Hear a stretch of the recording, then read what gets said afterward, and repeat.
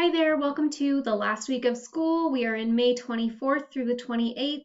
The 28th is the last day, and I will be covering these last few days in this newsletter. We will continue to do the study hall schedule, but we'll be doing a few different things in those classes. Even though it's still a study hall schedule, we might not be doing study hall, finishing those assignments, things like that. We will do that on Monday. We'll be working on assignments, wrapping up those courses. But on Tuesday, we're going to be writing some letters to the fifth graders to write them well wishes as they leave CVA and enter into middle school. And then we'll do an awards assembly, beach party, and a slideshow. That beach party will be on May 27th. It'll just be in that regular Class Connect session that we've had for the last few weeks. Come in beachwear, learning coaches and students are all invited. Last day of school, we will do a second grade slideshow, which should be very fun. We're really excited.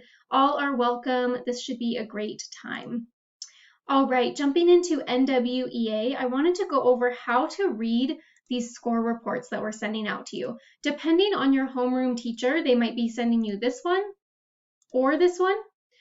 They both have the same information on them, but it's just a little bit different the way that it's presented.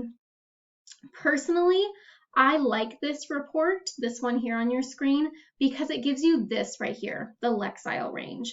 I think that this is super helpful, especially as your child is entering summer and you want to keep them reading, you want to take them to the library, you want to, encourage them to keep learning, not completely just zone out of learning. We always want to keep learning, even if we're not in school. So during the summer, as they're reading those books for fun, this Lexile range is so important. So for this student in particular, it's 570 to 720.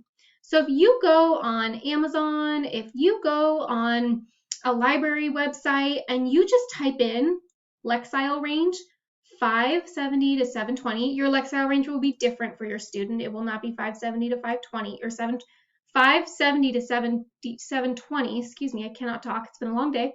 But it'll be a different number most likely, but if you type in Lexile range and then their number, you will see all of these books that are in their Lexile range. And what that means is that these are books that are appropriate for where they're at in their reading. So these books are all going to kind of put them right at that spot where they feel challenged, where they feel like it's interesting.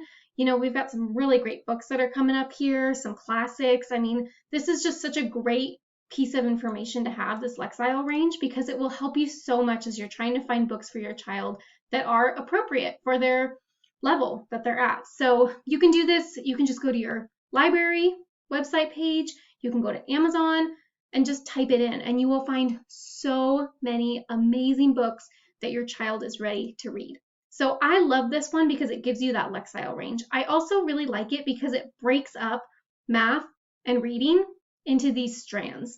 And it just says very clearly low, average, average, low, average, high. So it's telling you kind of where they're at within those specific categories within the subjects, which I think is really helpful because it will let you know, okay, as my student is going into third grade, this might be something that's challenging for them. Operations and algebraic thinking, that might be kind of tricky for them. So when we're learning about that next year in third grade, I might need to spend more time with my kiddo, and I might need to support them in different ways than maybe geometry, because geometry, they're super high, super strong in. So I maybe don't need to give them as much support with that. They can be a little bit more independent.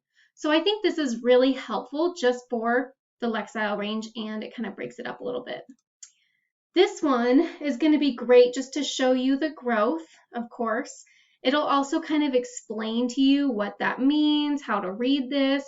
So it'll tell you a little bit above this up here. There's more information at the top.